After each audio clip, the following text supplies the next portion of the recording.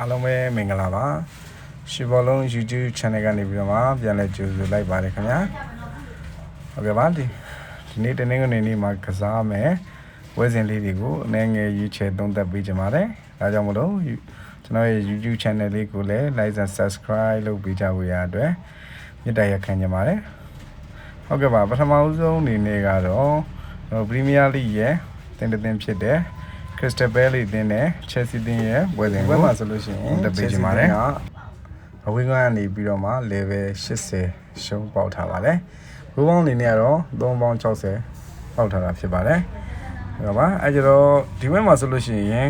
Crystal Palace ရဲ့အိမ်ဘက်မှာ Chelsea အသင်းကိုအနိုင်ယူဖို့ဆိုတာတိတ်မလွယ်ကူလာပါဘူး။ကျွန်တော်တို့အရင်ဘက်ကပွဲစဉ်မှာဆိုလို့ရှိရင်လည်း Chelsea အသင်းကBravo တင်ကိုအင်္ဂလိပ်မှာ2-0ဆိုတဲ့ရလဒ်နဲ့အနိုင်ရရှိထားတာတော့ရှိပါတယ်။ပဲလေးတင်ကတော့ကျွန်တော်တို့နောက်ဆုံးမှာဆန်လာလန်ကို2-1နဲ့ရှုံးနိမ့်ထားတာပဲဖြစ်ပါတယ်။ဒါပေမဲ့ Crystal Palace ရဲ့အင်္ဂလိပ်ကစားပုံမှာကြောက်ရကြောင်းမလို့အနည်းဆုံးတည်ရလိမ့်မယ်လို့ထင်ပါတယ်။အဲဒါကြောင့်မလို့ကျွန်တော် Crystal Palace တင်နဲ့9ဘော်ကိုပဲရွေးချယ်ပေးချင်ပါတယ်။နောက်တစ်ပွဲအနေနဲ့ကတော့ Aston Villa အသင်းတို့ရဲ့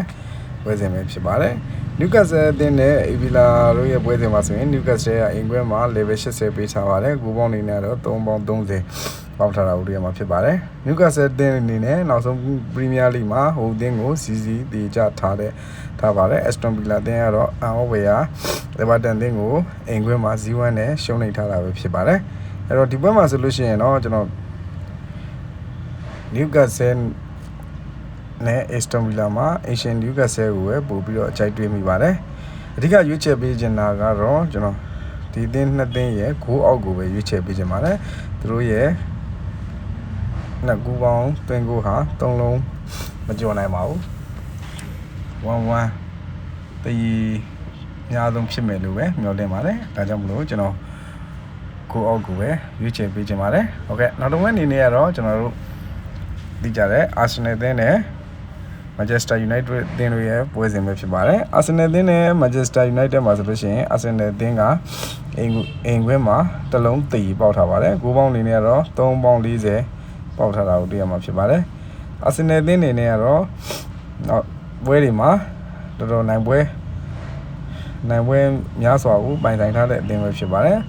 ။နိုင်ယူအသင်းကတော့ပြီးခဲ့တဲ့နောက်ဆုံး Premier ပွဲစဉ်မှာဆိုလို့ရှိရင် Man City ကို2-0ဆိုတဲ့ရလဒ်နဲ့အိမ်ဝင်းမှာအနိုင်ယူထားနိုင်တာကိုတွေ့ရမှာဖြစ်ပါတယ်။ Arsenal အသင်းနေကတော့ပြီးခဲ့တဲ့ပွဲမှာဆိုလို့ရှိရင် Nottingham Forest ကို0-0တည်ကြထားတာပါတယ်။အဲ့တော့ဒီပွဲမှာဆိုလို့ရှိရင်လည်း Asian Arsenal အသင်းရဲ့အားကိုပဲကြိုက်မိပါတယ်။အဲဒါကြောင့်မလို့ကျွန်တော်ဒီပွဲမှာတော့ Arsenal အသင်းကိုပဲရွေးချယ်ပေးချင်ပါတယ်။ဂိုးပေါင်းအနေနဲ့ကတော့ကျွန်တော်9ဘော်ကိုပို့ပြီးတော့မှကြိုက်နေတတ်ပါတယ်။မန်ယူအသင်းကတော့ဖောင်ပြန်မှန်လာတာကိုထည့်တွေ့ရမှာဖြစ်ပေမဲ့လည်းကျွန်တော် Arsenal ကအနည်းဆုံးတကူတော့ရှုနိုင်နိုင်မယ်လို့ထင်ပါတယ်။ဒါကြောင့် Arsenal နဲ့နောက်တစ်အနေနဲ့ကတော့ကျွန်တော်ဝယ် Frankfurt နဲ့ Golden တို့ရဲ့ပွဲစဉ်ကိုရွေးချယ်ပေးကြပါတယ်။ဂျာမန်ပွဲဖြစ်တဲ့ Frankfurt နဲ့ Golden အသင်းကလည်းကြိုင်ဆိုင်မှုပြင်းထန်မဲ့ပွဲပဲဖြစ်ပါတယ်။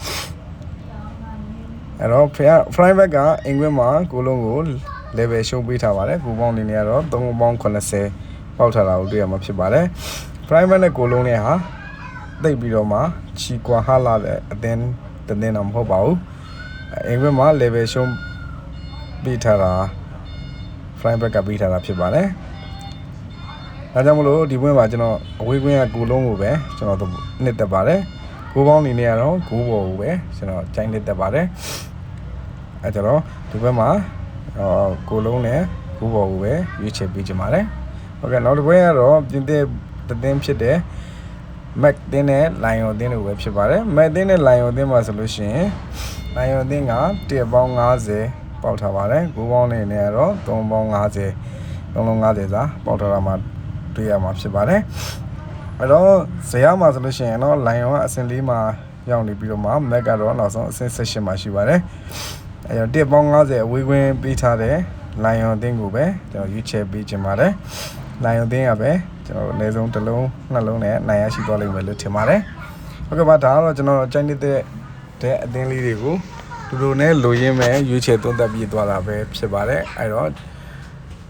ကျွန်တော်တို့ရွေးချယ်ပြီးသွားတာလေးတွေနဲ့ညီကိုတို့ကြိုက်နေတဲ့တာလေးတွေနဲ့တိုက်ဆိုင်မှုရှိခဲ့တယ်ဆိုလို့ရှိရင်ယူပြီးတော့အသုံးပြုနိုင်ပါတယ်အားလုံးကိုကျေးဇူးတင်ပါတယ်ခင်ဗျာ